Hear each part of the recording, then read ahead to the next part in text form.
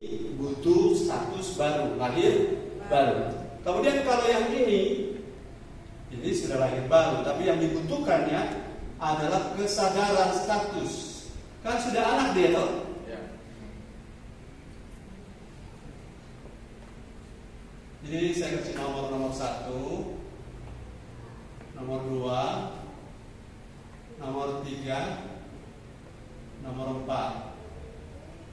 Apa perbedaan antara nomor 1, 2, 3, dan 4 dari segi lahir baru? 1, 2, 3, 4 beda ya? Beda. Karena yang 3, 4 sudah anak, ya mantap. Jadi cuma kesadaran status, dia lupa dia anak sampai dia tinggalkan rumah. Kalau yang ini dia sudah anak, ya. Sudah anak, cuma dia anak sulung. Tapi dia tidak menyadari. Ini kesadaran tentang rohnya.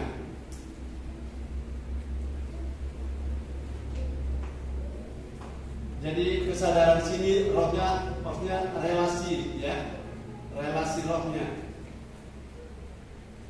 Sudah bertahun-tahun di hadirat Bapa atau sudah bertahun-tahun dalam pelayanan, tapi dia tidak punya hubungan dengan Bapa secara pribadi. Haleluya. Ini akan melelahkan. Kalau katakan melelahkan. Sekarang akan besar berat melayani kalau hubungan dengan Tuhan tidak nyambung, tidak connect, gitu. Akan melelahkan. Satu waktu orang akan sering berhitung itu begini. Atau orang ada bilang apa? Baku reke. Orang baku reke. Saya curiga rohnya bermasalah karena dia lupa statusnya dia dengan Bapa. Statusnya dia dengan Bapa, relasinya apa? Itu penting untuk kita sadari hari ini. Haleluya.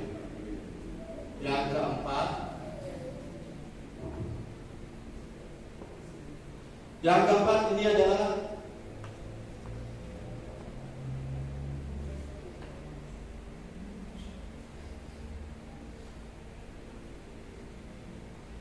kebutuhan pelayanan. Dia butuh pelayanan apa?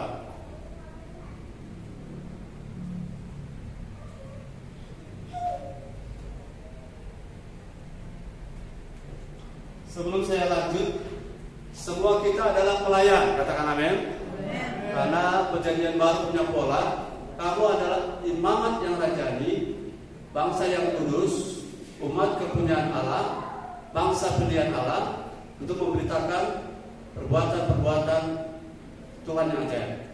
Perjanjian lama mengatakan pelayan itu hanya orang Lewi, suku Lewi. Tapi perjanjian baru, semua kita adalah pelayan, hanya diatur dalam gereja lokal menurut tingkat komitmen dan menurut talenta dan karunia kita masing-masing. Sekarang apakah semua orang harus menginjil atau apakah semua orang penginjil? Tolong jawab saya ya. Apakah semua orang harus menginjil? Bilang, apakah semua orang harus menginjil? Dan apakah semua orang penginjil? Nah, mantap. Ulangi. Apakah semua orang harus menginjil? Ya. Apakah semua orang penginjil? Karena penginjil itu adalah karunia khusus, sedangkan penginjil adalah amanat agung. Haleluya. Sampai di sini saya mohon saudara tangkap dulu di poin. Semua kita harus menginjil, walaupun tidak semua kita adalah penginjil. Ada panggilan khusus penginjil, ya. Tapi tanpa panggilan khusus penginjil, kita tetap harus menginjil. Haleluya. Jadi tidak ada yang bilang saya bukan karunia penginjil, berarti ini salah paham. Saya kasih contoh yang agak berbeda. Semua orang harus memberi.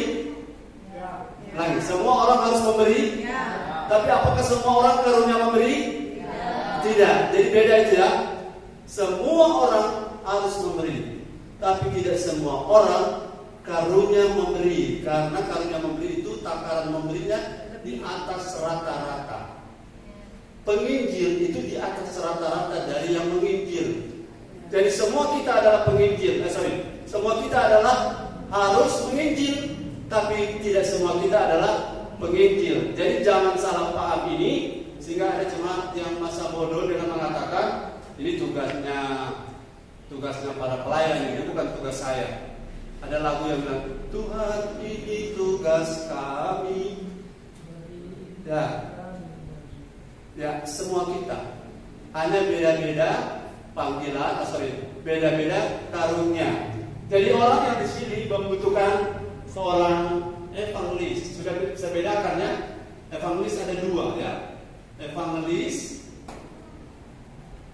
saya sudah sebut tadi, evangelis ada dua. Yang pertama adalah semua orang percaya. Dan yang kedua, evangelis adalah orang yang punya karunia khusus menginjil.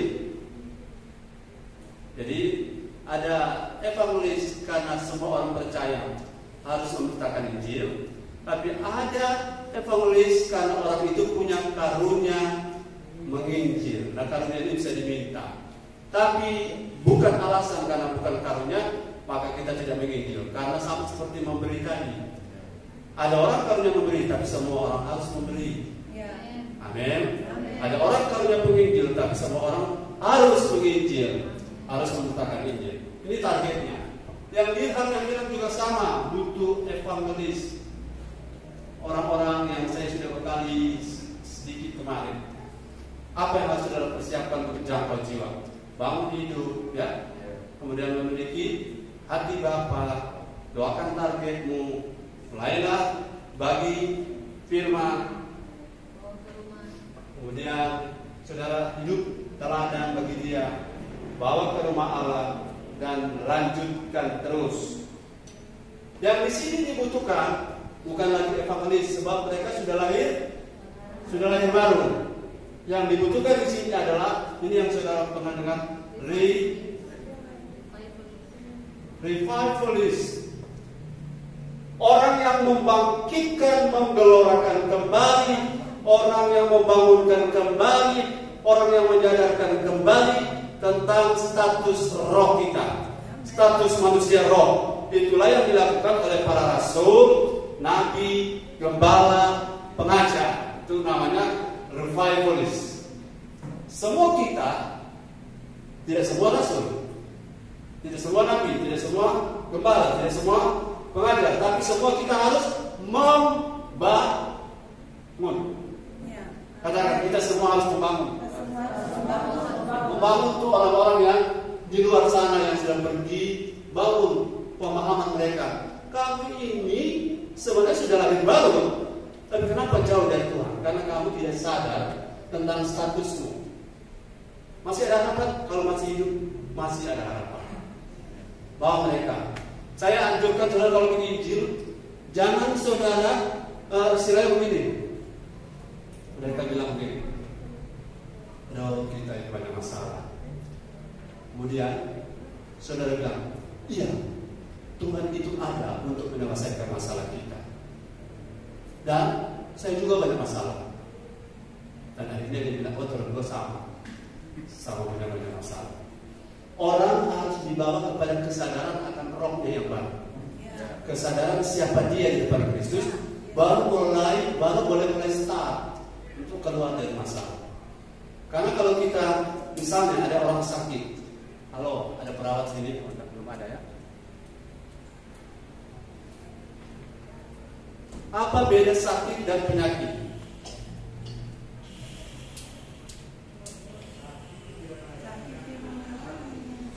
Sakit dan penyakit apa bedanya?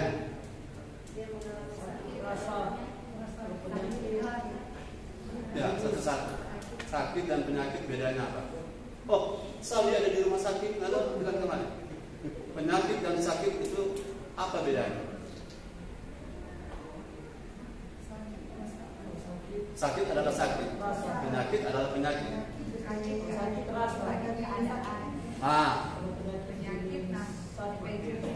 Ya, mantap. Penyakit adalah keadaan, gangguan keadaan pada fisik atau psikis atau lain-lain. Sakit adalah ekspresi daripada reaksi dari penyakit yang mengeluarkan rasa sakit. Nah, sekarang paling banyak orang menangani penyakit atau rasa sakit?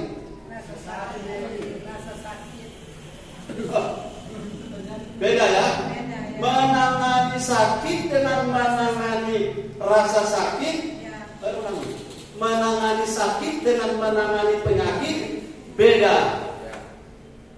Yes, sudah tangkap ini ya.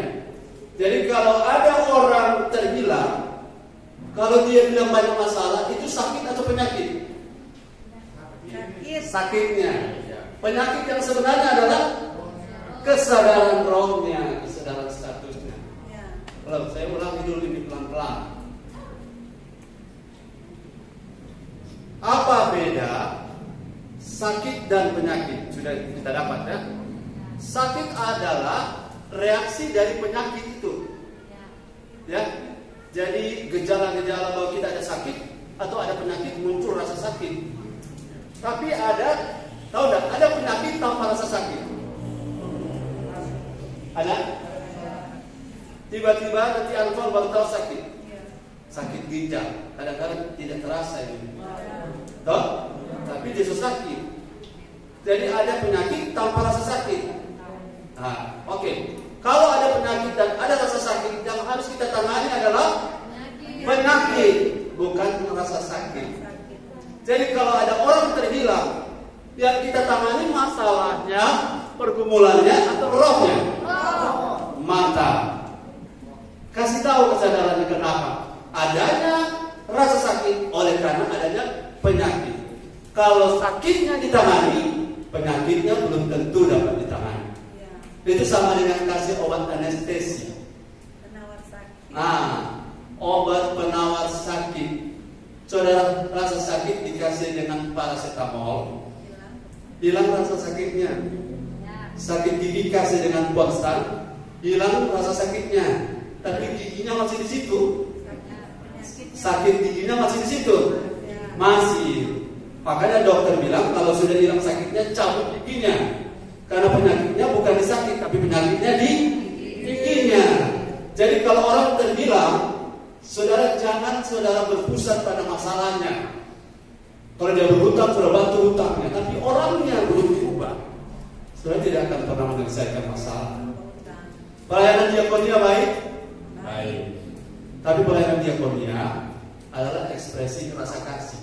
Tapi yang sebenarnya yang dia butuh adalah manusia rohnya disadari statusnya ada di mana sekarang. Sampai di situ bisa tangkap. Kalau agak susah-susah, sabar saja. Saya juga ada dapat ini susah sekali. Untuk orang yang sulung perlu lagi ini. Sulung kan terhilang juga toh. Yang bahaya ini kalau menjadi anak sulung terhilang. Ada dalam pelayanan, tapi terhilang seperti induk ayam bertelur di atas tumpukan padi, tapi mati kelaparan. Kenapa? Persoalan relationship.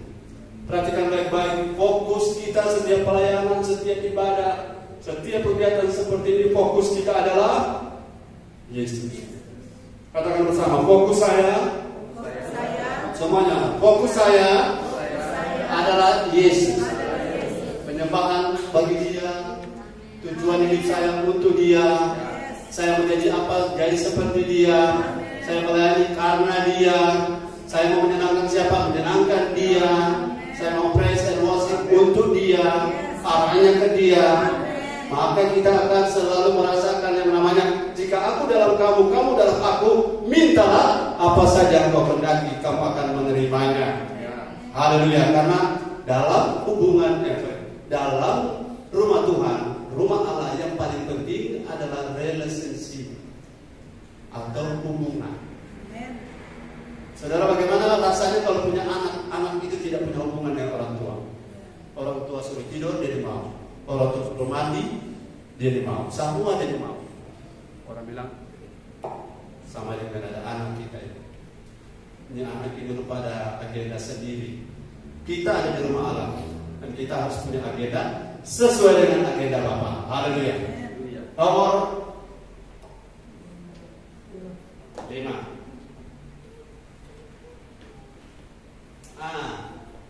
Ini memang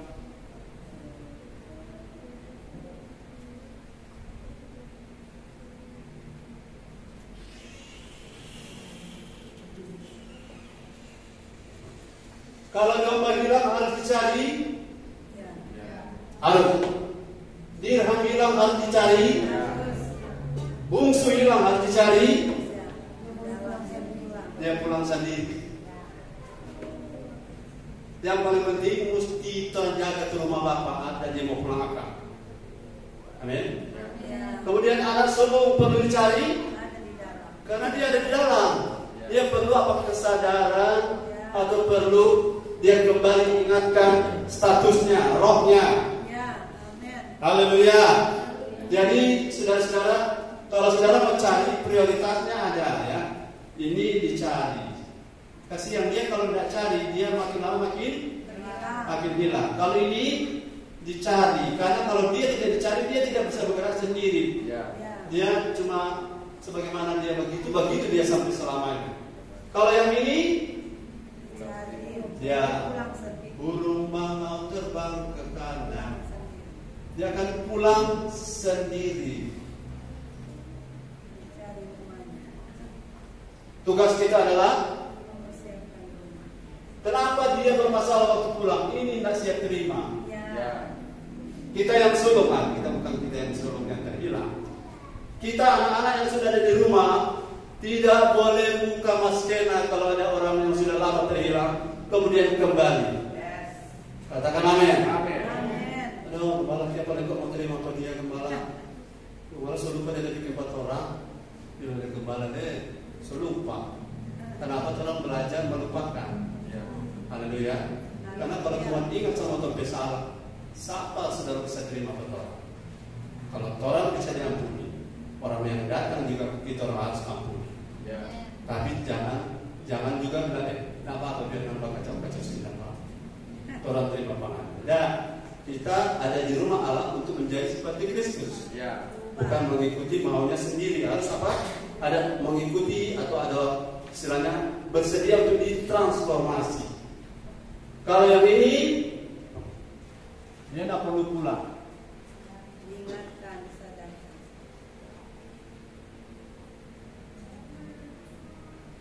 Ini pulang sendiri dan juga karena tangan Tuhan. Mari kita baca ayatnya di Yeremia 3, 14-15. Yeremia 3, 14-15. Next yang giliran.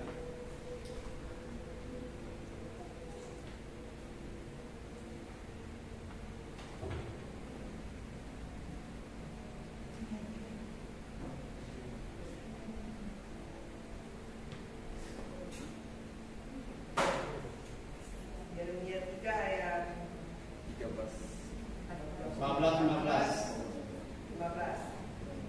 Kembalilah hai anak-anak yang murtad, demikianlah firman Tuhan, karena aku telah menjadi Tuhan atas kamu.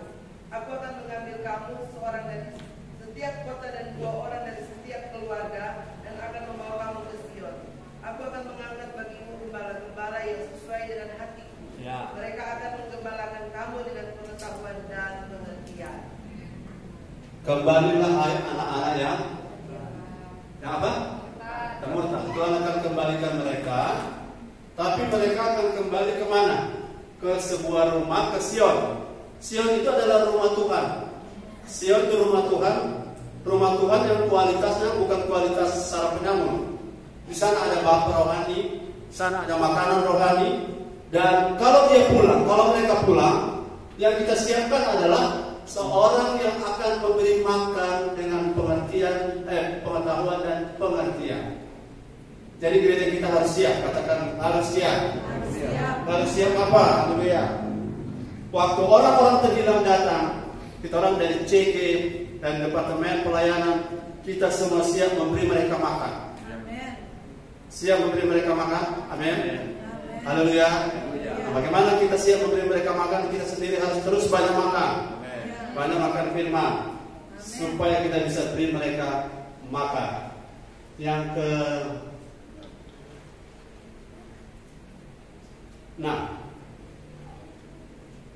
ciri-ciri orang-orang ini.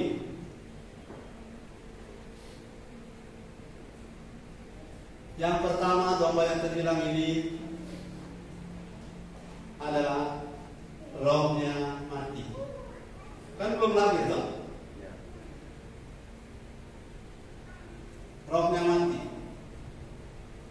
Dia harus lahir baru.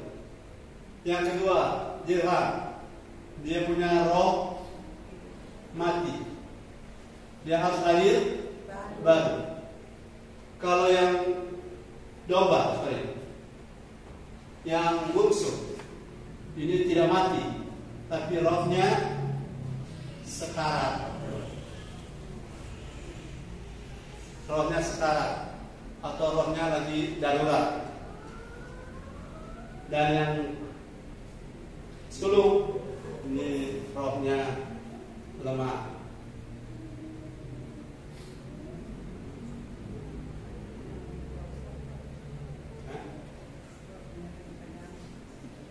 Rohnya ada gangguan, rohnya lemah.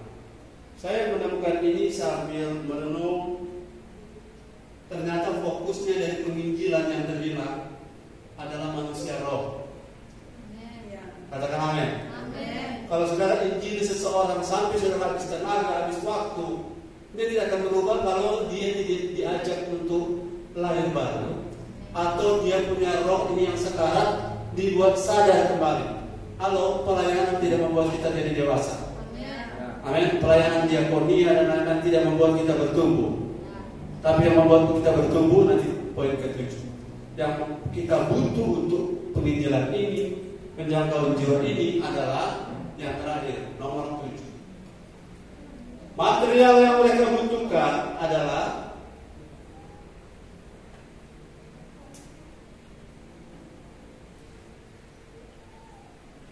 masih ini agak beda ya. Jangan kita kasih makanan keras kepada yang baru lahir. Laku, yang baru lahir baru jangan kasih makanan keras karena dia gusi mau darah kasih. Tapi bukan berarti kita kompromi. Bukan berarti kita kompromi. Mari kita coba lihat ayatnya itu. Di ayat mana 1 Petrus 2 ayat 2 atau berapa? Ada tulis tentang makan susu yang murni. Coba lihat. Coba cari susu yang murni. Susu ini bukan sesuatu yang negatif, karena kalau susu dipertentangkan dengan makanan keras, itu yang 1 Petrus 2 ayat 2 ya. Baca. Dan jadilah sama seperti bayi yang baru lahir, yang selalu ingin akan air susu yang murni dan yang rohani, supaya olehnya kamu bertumbuh dan beroleh keselamatan. Kalau bertemu domba yang bilang, atau istilahnya orang yang lahir baru dan dia baru lahir baru, saudara jangan bilang begini, kalau Anda tidak akurat, Anda tidak strong, Anda tidak akan diterima oleh Tuhan. Ya kan? Karena mereka belum pada levelnya. Mengerti maksud saya? Bayi-bayi yang belum bisa berjalan, kan kita tidak bisa bilang begini, kenapa ada yang belum bisa berjalan? Atau bayi anak-anak begini ya, kita tidak bisa bilang, kenapa tidak bisa duduk bisa di tempat 1 jam, 2 jam? Karena anak-anak. Kita harus pahami level mereka. Jadi jangan kita bawa penginjilan. Saudara-saudara menginjil orang seperti ini, jangan sering bilang kalau saudara tidak ibadah, saudara pasti masuk neraka. Ya, otomatis saudara akan datang ibadah. Karena belum pada levelnya mereka diberi pemahaman seperti itu. Yang mereka perlu adalah mereka butuh Yesus. Mereka butuh lahir baru. Nanti pada level tertentu mereka akan bertumbuh. Dari sinner menjadi believer jadi member, jadi disciple, minister, dan menjadi major son. Yang di sini sama, yaitu firman, tapi tetap masih kualitas susu. Ini boleh, jangan langsung ditembak langsung pada mereka. Tawarkan tentang kepastian keselamatan, tentang jaminan keselamatan, tentang pengharapan kalau mati pasti masuk surga, tentang harapan bisa jadi lebih baik. Tapi kalau yang ini sudah bukan. Kalau level anak terbilang, sebenarnya ini bukan level domba atau jiwa baru. Ini level orang-orang yang kita perlu kasih mereka firman, tetap firman dan Roh Kudus. Tidak ada material lain. Saudara, saya ulangi. Material jangkau jiwa tidak ada yang lain selain firman dan Roh Kudus. Tapi untuk level ini makanannya adalah makanan keras. Bukan keras dalam arti kasar ya. Tapi makanan yang membuat mereka sadar siapa mereka dan harus menjadi siapa mereka nanti. Yang terakhir kita sama.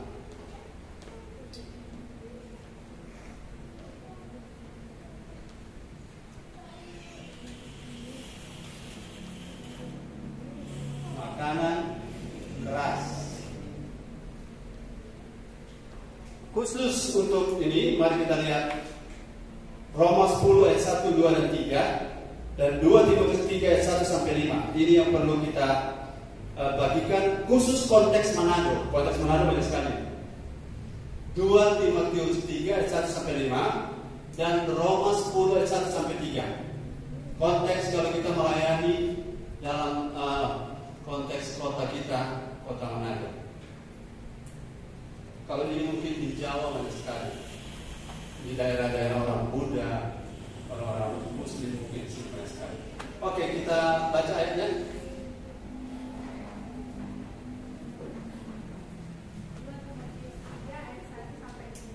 Ya, lihat kualifikasi orang-orang di nomor 3 dan nomor 4. Di mana tadi? 2 Timotius 3 ayat 1 sampai 5. Lihat yang pertama. Tapi baca dulu dari ayat 5. Secara lahiriah mereka menjalankan ibadah mereka. Yang keras sih. Secara lahiriah mereka menjalankan ibadah mereka. Ya, perhatikan mereka ibadah. Apakah mereka ibadah? Ibadah. Ya, ibadah ada. Ya. Tetapi pada hakikatnya mereka memungkiri kekuatannya. Jauhilah mereka itu. Nah, ini ayat kontra, jangan salah paham ya. Orang mau jangkau mereka, orang menjauh. Maksudnya nanti saya jelaskan. Lihat apa yang mereka lakukan walaupun mereka ibadah. Nomor 1, Ketahuilah bahwa pada hari-hari terakhir akan datang masa yang sukar. ya. Manusia akan mencintai dirinya sendiri. 1, cinta. Apa bahasa Inggrisnya? The lover of self. Apa? Aneka. Cinta diri sendiri. Selfish. Bahaya orang-orang suka bahasa selfish SA gitu. Selfie lain Pak. 2, Dan menjadi hamba-hamba. hamba uang apa bahasa Inggrisnya?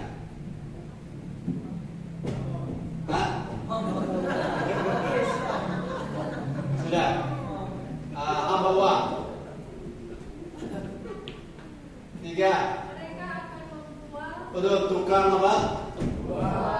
Bual, bukan bual. Bual, suka membesar-besarkan yang ada. Orang di kemah, tepe kangkong, tepe lubang, tikus boleh masuk keluar. Orang di mana tepe kangkong, tikus nggak boleh masuk. Ya ada kucing di dalam, membual. Terus Dan menyombongkan diri. sombong. Ini ternyata orang-orang begitu terbilang mereka. Betul? Pelayan yang sombong itu terbilang perlu dijangkau. 5, Mereka akan menjadi pemfitnah. gosip bahasa Inggrisnya ya. Suka gosip. Terus Mereka akan berontak terhadap orang tua. bahasa Arab kalau berontak terhadap orang tua apa? Durhaka, durjana, dursila. 3 dur. Durhaka, dursila, durjana. Nah, ini durhaka. Nanti dursila lain. Durhaka. 7, Dan tidak tahu berterima kasih. tidak tahu berterima kasih. Kata lain apa ya? Pendek cuma satu kata. Ungrateful. Ungrateful, yes. Atau tahu diri.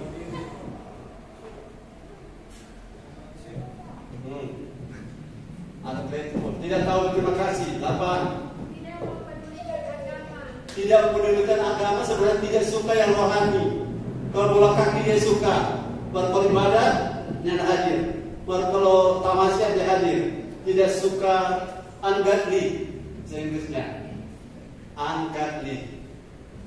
Yang rohani tidak mau dia. Coba kalau bola kaki ada dia. Terus Tidak tahu mengasihi. haters, tidak tahu mengasihi. Apa istilah bahasa Inggris? Coba lihat bahasa Inggrisnya supaya pendek. Hater, ya pembenci. Hater. 10. Tidak mau berdamai. Tidak mau damai. Gimana? Apa? Oh, troublemaker, betul. Suka bikin masalah. Pokoknya kalau ada dia langsung rame. 11. Suka menjelekan orang. Suka menjelekan orang. Ya, menjelekan orang. Terus Tidak dapat mengekang diri. tidak dapat mengekang diri, no self control, ya. Terus digarang artinya marah, saling umpat. 13, 14. Tidak suka yang baik. Tidak suka yang baik. Tidak suka yang baik artinya jahat. Semuanya belum, tapi boleh jahat. Sudah habis? Ada deh. Oh, di atas. 15. Suka mengkhianat. Pengkhianat. Terus Tidak berpikir panjang. OVO.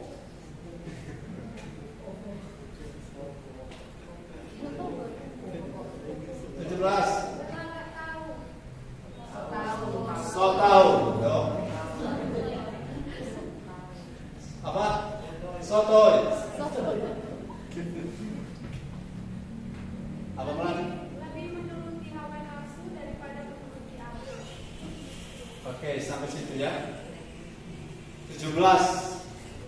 Poin ini saudara perhatikan bahwa di sini kualifikasi anak sulung Roma 10 ayat 1 sampai 3 terakhir. Roma 10 ayat, banyak orang terhilang, tapi orang yang menjaga, mari kita bangun dulu hidup kita agar jangan kita juga terhilang. Roma 10 ayat 1 sampai 3. Lihat yang giliran Roma 10 1 sampai 3.